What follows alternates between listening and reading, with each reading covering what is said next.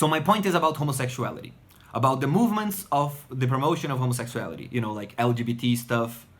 The standard critique is they promote homosexuality, they, you know, degeneracy, whatever, so on. But, and, you know, there's a valid critique that I would agree and I've made about how, you know, for tyrants, of course, it is best to command women. But that's not the point I'm going to make. Everybody makes this point. The point which I've never seen everybody make is that it also has the opposite effect. What I mean is LGBT movements and the promotion of homosexuality in this specific way that we see. You know, we see this. This is not a promotion. This is a very bad depiction of it. And we might not see this because we are already immersed in the, you know, I don't want to sound like a stupid leftist, but we are already immersed in the prejudice that conflate homosexuality with female performance. So there's a guy which is going to help me explain this because he exists. There's a guy, Jack Donovan. He has a book called ANDROPHILIA. And then he writes about this, like, you know, I like guys, but then I see LGBT stuff and it's an embarrassment for him. This is the least thing, this is like the last thing he would identify with because he's manly. So if he's like a manly guy, he's gonna be just like the straight manly guys and he's gonna look at the LGBT stuff and he's gonna say, holy fuck, this is disgusting. Let me start with this. How do I start this reasoning? Stuff that exists in society probably are useful, you know, because especially when we see them everywhere. I mean, they probably do have some use, otherwise they wouldn't have survived. Or maybe at least they aren't harmful for the survival and reproduction of society. Okay, so I look at this, there's a lot of control of homosexuality everywhere, okay? And people are like, yeah, because we need to reproduce. Really, I mean, you can be gay and you know, you only have to have sex like once a year with the girl. It isn't really incompatible. I think we're not looking at the right place. I think the point is the social effect of women. I think women have like a civilizing effect on men. I think it is very hard to control men from above, like giving us orders. You know, look at prisons. We disobey. We don't care. But you put a woman in our house, you make us like care for her and her children. That will civilize us. That will have effect on us. That will control us. That will...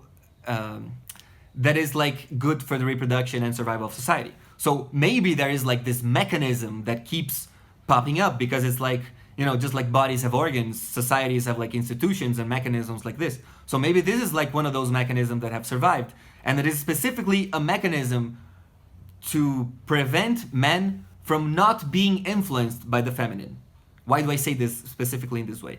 Look at the control of homosexuality in the most extreme countries today, like Saudi Arabia and so on. They prohibit homosexuality, you know, and you can like really, you can really look at this and make it a big deal. But they do accept if you become a transsexual. So what does this mean? It means that if the guy decides to act like a girl, it's okay. He can be gay. Why does this matter? Because then there is only one thing which is forbidden. So you can be manly if you like girls. You can be girly if you like girls. And you can be girly if you like guys. But you cannot be manly if you like guys. Why would this be a problem everywhere? Man, this is so obvious when you look at this. Like the homosexual guy, like a pure homosexual manly guy, he is like Overpower. He's like a cheater, you know. He's uncivilizable through the traditions and, you know, through all the things which an atheist and you know, the woke people would call lies and you know, vain metaphysics. You know, all those things, they cannot affect the guy the same way a heterosexual guy, a guy which really clings to heterosexuality, which has this barrier, you know, guys I cannot do.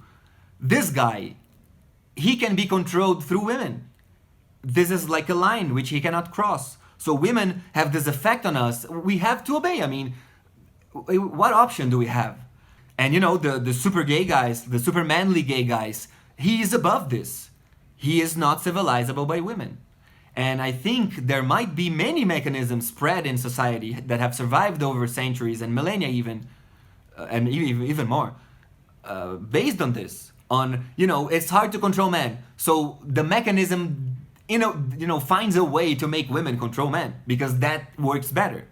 because we submit to women because we really want women. You know, there's very few things that we really, really want and really, really need. And women is maybe the biggest of it. You know, the whole idea that maybe men don't even like money and power, we just want the women. And, you know, they want the power. I mean, maybe that's an exaggeration, I don't know. But I think you guys see my point here. I think when you look at the whole way LGBT and promotion of homosexuality is done, you can see that it is not all homosexuality, specifically feminine homosexuality. And it's more than that, because it goes a long way. It's not just saving homosexuality as long as you become female. It is doing what, you know, the anti-gay bullies have always done, which is you conflate the image of the feminine with the act of sodomy. You say the two are the same. The guy maybe has nothing to do with femininity. He's just, you know, banging some dude. And you go like, you're a girl. You're like a woman. This is the biggest insult to a guy. The guy who wants to be manly and, you know, he doesn't want special treatment. And everything that LGBT represents. And it's like, it is specifically done in a way that everything it represents, it's disgusting to the straight guy. And it is not to the straight guy. It is to the manly guy. So it doesn't matter if you're straight or gay. If you're manly, this is terrible. You don't want that. So this is my point.